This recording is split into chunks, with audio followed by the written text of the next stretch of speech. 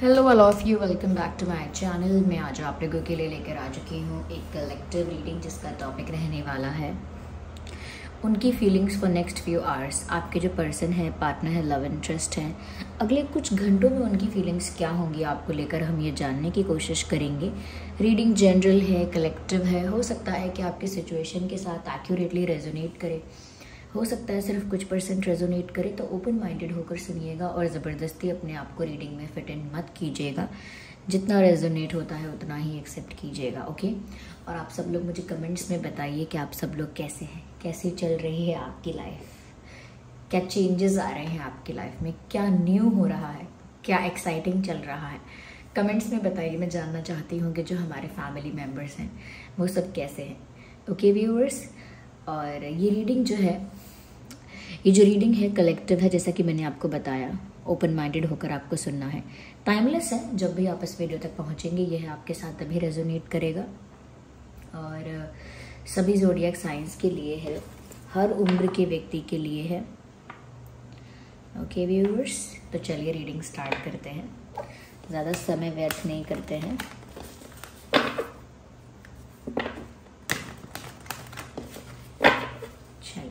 Start the reading. तो अगले कुछ घंटों में आपके पर्सन की feelings, okay this card wanted to come out but let's shuffle again. No, just one card.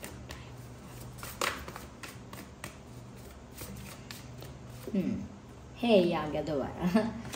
Discovery, nice.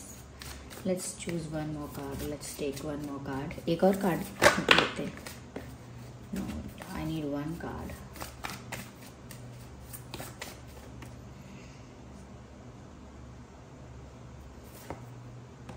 Isolation. Nice. I hope ये cards visible हैं। सबसे पहली चीज़ व्यूअर्स यहाँ पर जो मैं आपको बताना चाहूँगी वो ये है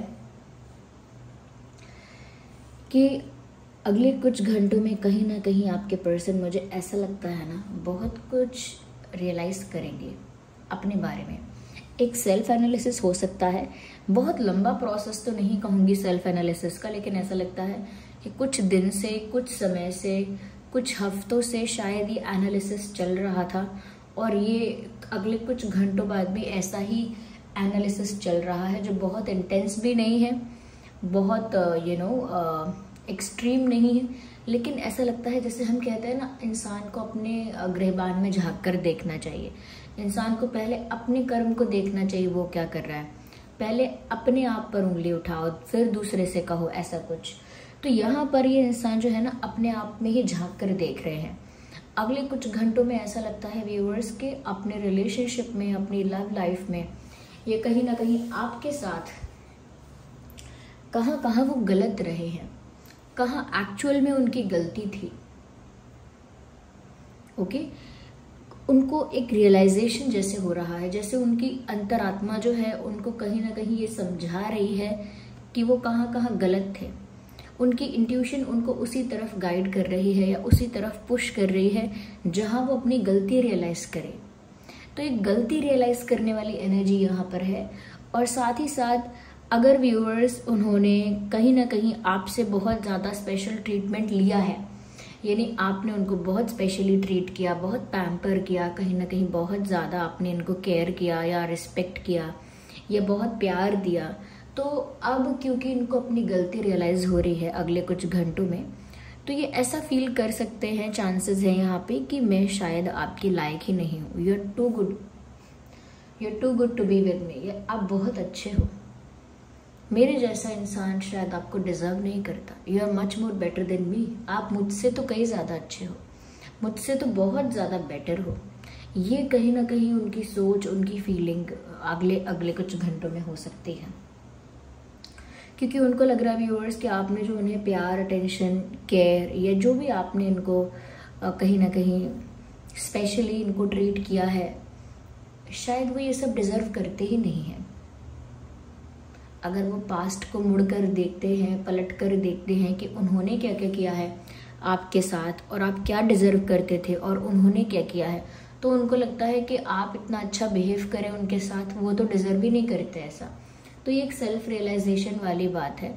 और ये रियलाइजेशन ऐसा हो सकता है किसी इंसिडेंट की वजह से हुआ है, तो किसी इंसिडेंट की वजह से अंदर से कोई बात उन्हें ऐसी हिट करी है जिस वजह से इनको ये सेल्फ रियलाइजेशन हुआ है और इन्होंने सेल्फ एनालिसिस किया है, आत्मचिंतन किया है। अगर किसी इंसिडेंट की वजह से ये नहीं हुआ है तो ये अपने आप इंट्यूशन की वजह से हुआ है, यानी अंतरात्मा ने खुद ये चीज़ उनको रियलाइज करवाई है। अंदर से जब हम गिल्टी फील करने लगते हैं, अंदर से जब गिल्ट आता है, एक कहीं ना कहीं पछतावा होता है, वो अंदर से जब आता है वो इनको फील हो रहा है। व्यूअर्स कहीं ना कहीं ये ऐसा भी सोच रहे हैं कि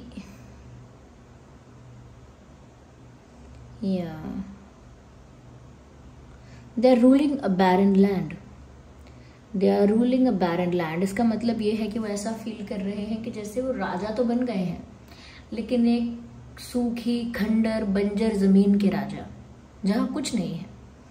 तो कहीं ना कहीं ये बात इस तरफ इशारा करती है व्यूअर्स कि कहीं ना कहीं उन्होंने अपने आप को टॉप प्रायोरिटी पे रखा, अपने आप को बहुत इंपॉर्टेंस दी, बहुत एटीट्यूड दिखाया, बहुत ईगो में रहे।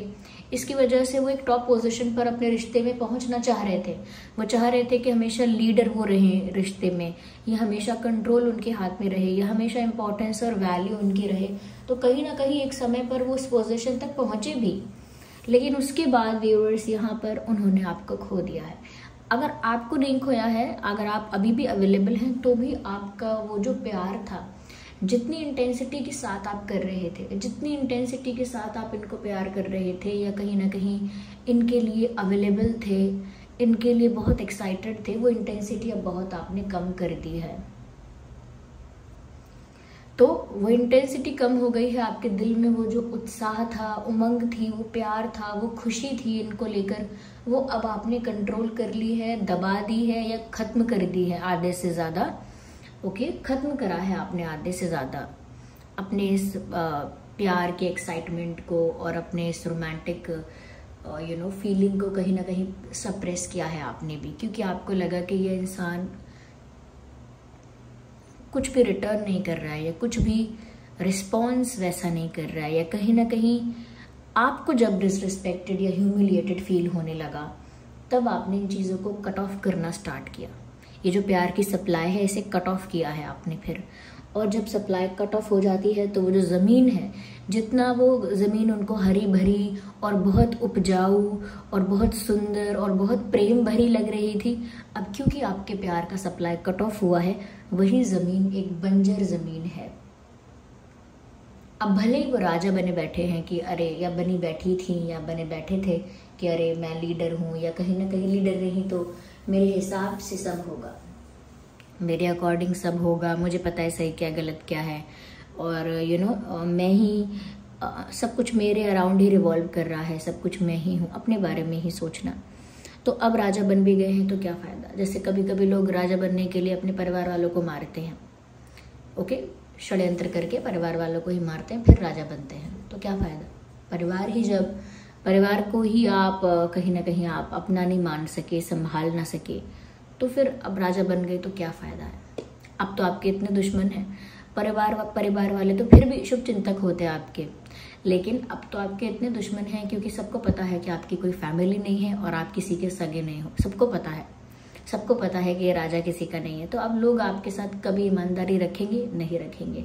तो यहाँ पर यह है कि आप जब इस तरीके से चलते हो, सिर्फ अपने बारे में सोचते हुए, तो एक दिन अकेले पड़ जाते हो। आइसोलेशन का कार्ड आया है, ऐसे ही नहीं कह रही अकेले पड़ जाते हो। व्यूअर्स, इनको अगले कुछ घंटों में ऐसा फील होगा ही कि उन्होंने जो करना चाहा वो कर तो लिया अपनी मर्जी से, जिद्दी रहे, एटीट्यूड में रहे, जो भी रहे, whatever they wanted to do they did it, लेकिन अब क्या है, अब अकेले पड़ गए हैं। आपका साथ भी बस नाम मात्र का जैसा है। They can not feel that love from your side. उनको वो महसूस ही नहीं हो पा रही वो एनर्जी आपकी तरफ से वो प्यार, वो एनर्जी उनको फील ही नहीं हो पा रहा है।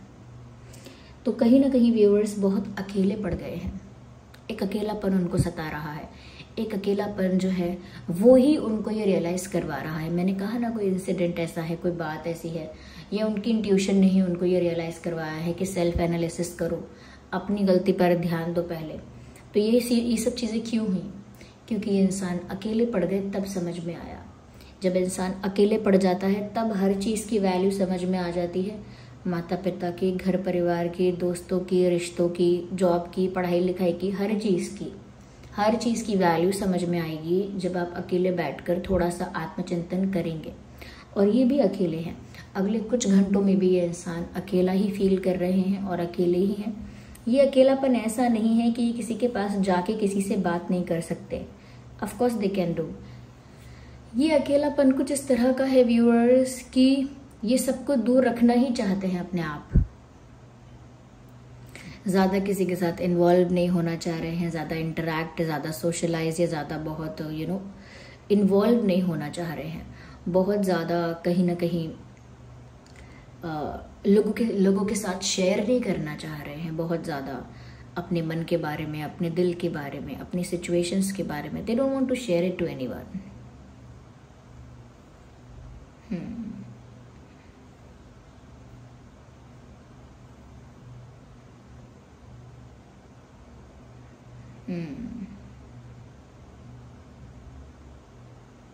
मुझे यहाँ पर ऐसा लग रहा है व्यूअर्स कि जो प्यार उन्होंने खो दिया, they want it back in their life. वो उसी प्यार को वापस पाना चाहते हैं, उसी को वापस ढूंढ रहे हैं अगले कुछ घंटों में। अपने इस अकेलेपन में ये उसी प्यार को वापस ढूंढ रहे हैं, आपके उस प्यार को जो इन्होंने खो दिया, उसी प्यार को यहाँ वहाँ तलाश रहे हैं, उसी प्यार की उम्मीद में हैं। वही प्यार इनको चाहिए और उसी का इंतज़ार है, उसी को ढूंढ रहे हैं, उसी को तलाश रहे हैं। वही प्यार उन्हें चाहिए जो उन्हें आपसे मिला था, मिला है। और अकेलेपन में वो कहीं ना कहीं उसी के चिंतन में डूबे हुए हैं, उसी बारे में सोच रहे हैं। आइए आगे और देखते हैं यहाँ पे अगले कुछ घंटों में और क्या है यहाँ पे फीलिंग्स।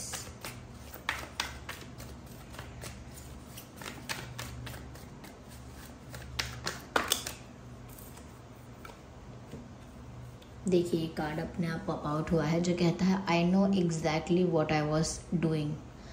यानी कि जब मैंने गलती की या जब मैंने जो काम किया, मुझे पता था कि मैं क्या कर रहा हूँ, and still I did it.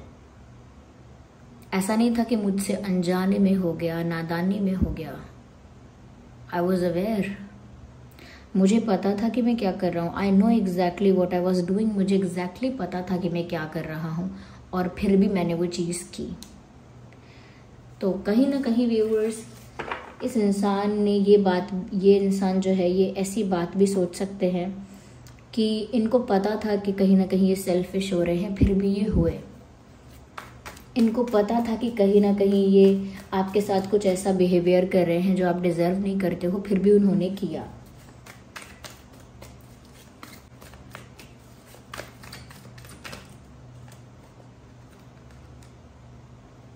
I am trying to prove myself. मुझे लगता है व्यूअर्स, अब अगले कुछ घंटों में ये इंसान कुछ ऐसा डिसाइड कर सकते हैं, कुछ ऐसा डिसाइड कर सकते हैं, कुछ ऐसा प्लान कर सकते हैं कि अब कहीं ना कहीं वो अपने प्यार को, अपने आप को प्रूव करने की कोशिश करेंगे कि उनको रियलाइज़ हो गया है, गलती रियलाइज़ हो गई है। वो ऐसा रिपीट नहीं करना चाहते, कहीं ना कहीं अपोलोजेटिक फील करते हैं। तो कहीं ना कहीं अब वो अपनी जो सच्चाई है या कहीं ना कहीं जो उनकी ऑनेस्टी जो है, अब वो उसको प्रूव करने की कोशिश करेंगे।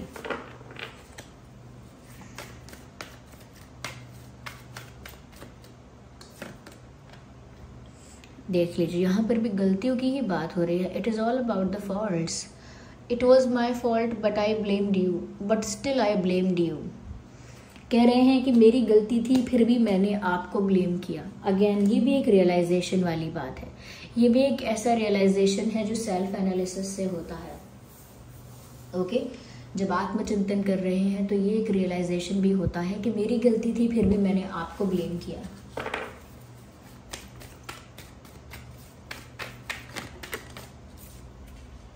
आई वॉन्ट टू रिकंसाइल। देख लीजिए, ये बात भी मैंने कही थी।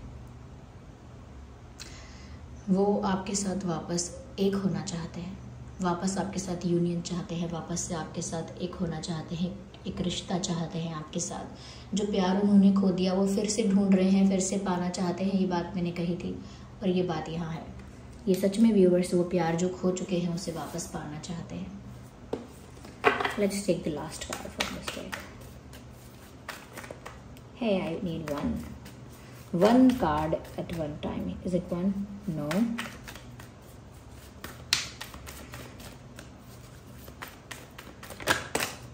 Hey, एक कार्ड अनफोल्ड हुआ है and that is very romantic. We are made for each other.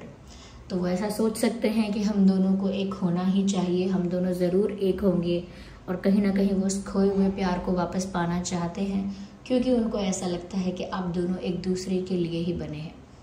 We are made for each other. तो उनको ऐसा लगता है व्यूअर्स कि जैसे आप दोनों एक दूसरे के लिए ही बने हो और इसीलिए वो आपको वापस पाना चाहते हैं।